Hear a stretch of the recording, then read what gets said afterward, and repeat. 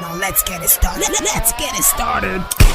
Play ball! Manchester United and Chelsea played out a 1-1 draw at Old Trafford. Bruno Fernandes scored a penalty in the 70th minute and Caicedo scored it after 4 minutes later when that corner kick came and it dropped with him. Beautiful strike for him to score that goal to make it 1-1. Okay, John, if you look at that game, again at Old Trafford, they played at a 1-1 draw. The first had a couple of chances, just hit the bar in the first half, and a couple of chances for Manchester United, but in the second half, the game came alive. So what do you make of this game today?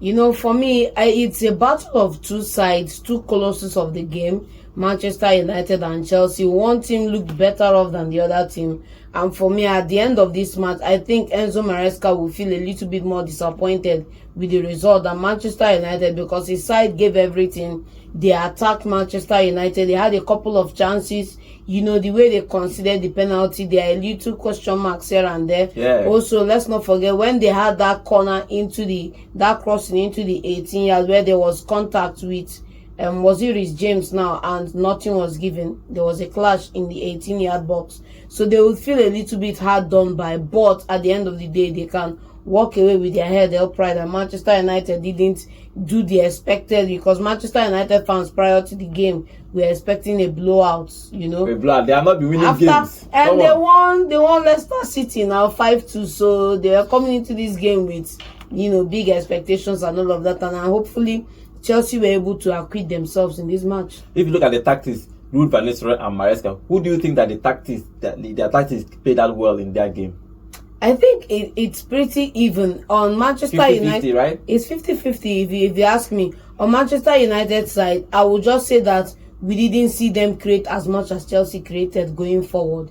You know, we don't know where to pin it now. Are we going to pin it on the striker up front that wasn't being able to get in on the chances created? We pin it on them not creating enough. Bruno was there. Bruno, you can't fault Bruno. So you don't know where to pin it on. But at the end of the day, the bottom line is that they didn't create as much as they could, and when they did, they didn't take those chances. But Chelsea created more. Chelsea had more. In fact, the fact that Chelsea's goal wasn't a penalty is kudos to them, because they could have easily been appealing for here and there penalties here. They knocked in the 18, a couple of ones that didn't go their way, but Caicedo finished that ball. It was a fantastic volley straight into the net. Okay, now we talked about the goal. Let's talk about the first goal, the penalty. Do you think it was a penalty? I think, because he had to go to the VAR, and VAR actually say come and see, and they actually gave that penalty, and he stood. You know, I think there was contact. Was it enough to knock him over? Was it enough to lead to a penalty? I don't know, but the referee decided that it was enough, and he gave the penalty. You know, if you look at Fernandes' penalty, it was a good take. It was a good take for him. Yeah, it was a good take for him. You know, if you look at the stats before he came up to take the penalty, 4 attempts, 4 goals, and this is his first goal for the season. So you could also see in the way he celebrated what it meant to him, and also Bruno Fernandes is celebrating on the sideline to what it also meant to him too. But you know, Chelsea have a way of coming in to spoil everybody's fun. You know, they said the fastest way to concede a goal is when you just scored. I don't know how that happens. Sometimes you score and I don't know what happens to you, and you concede immediately, most times immediately. And after 4 minutes, after that penalty, lovely strike from Caicedo to make it 1-1. Yeah, lovely strike from him. You know, he's been one of these midfielders that when he's around the edge of the box, you have to be wary about him. There are a couple of players. I know there's somebody like that at Arsenal.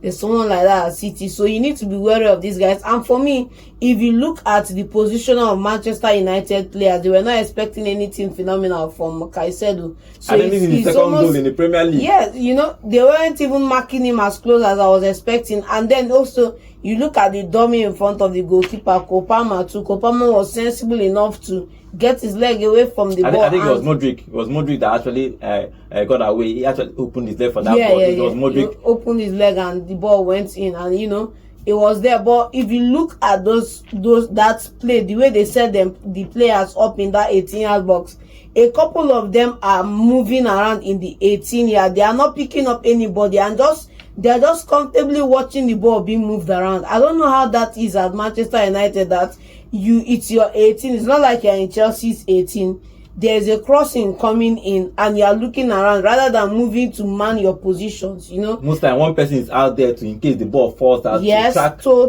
track. I don't know why they didn't actually. Everybody was just camping in that 18-yard box. Okay, if you now look at the table, Maresca, he said beginning of the season, he said that the plan was just to probably get a top 4, play the Champions League, not necessary to win the league. Obviously now they are 4th on the table.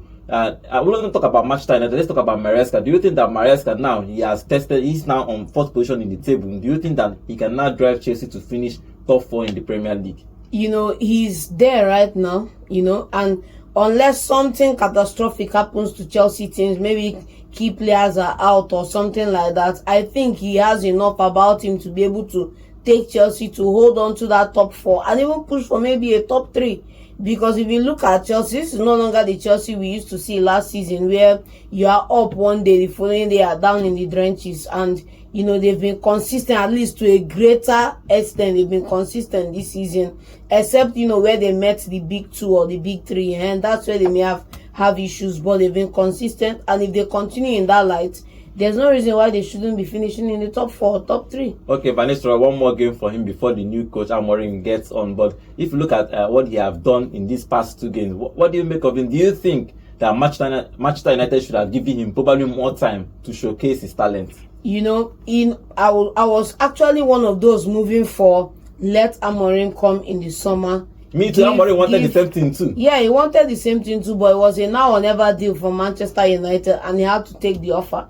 But now, Bruno Fernandes, who could have had a longer time on the job, you know, he's had 2 games now in his books. 2 games that at least Chelsea, a point at Chelsea is something. This is something that some other managers have not been able to achieve, and I don't want to call names here now. So, but he's had a good dress rehearsal now. I'm looking that maybe whenever Ruben comes over and his time at Manchester United is up, I think he may have shown enough and done enough to get other suitors within England or the Premier League. So it's good for him in that he's getting the exposure he's getting. It's good for the boys in that also they are playing without stress now. They are playing carefree. Okay, we saw him take a couple of players up after the 70-something minutes and brought in young boys in, and that was good for them. You see, nobody is dropping there. Nobody is, you know, good energy. I think they gave good energy throughout the game. Energy throughout the game, and that's what you look to see. Hopefully, it will translate into the next regime that is coming in. That's because they are 12th. They have only 12 points. They are still 13th on the table. So Amorim have a big job on his hand to actually push them. I don't think they are going to play in top 4 this season. I don't think Manchester United, even which magic Amorim won't can do. Let's see. I think the only salvation for them this season will be to either win the FA Cup and get back into Europe, because the way it is, they are looking like they may not finish within Europe places, or even if they get close to those Europe places, it will be there will be too much points between them and people manning those positions that they will not be able to close the gap. So, okay, that game ended at Old Trafford, 1-1 between Chelsea and Manchester United. That game will happen at Old Trafford.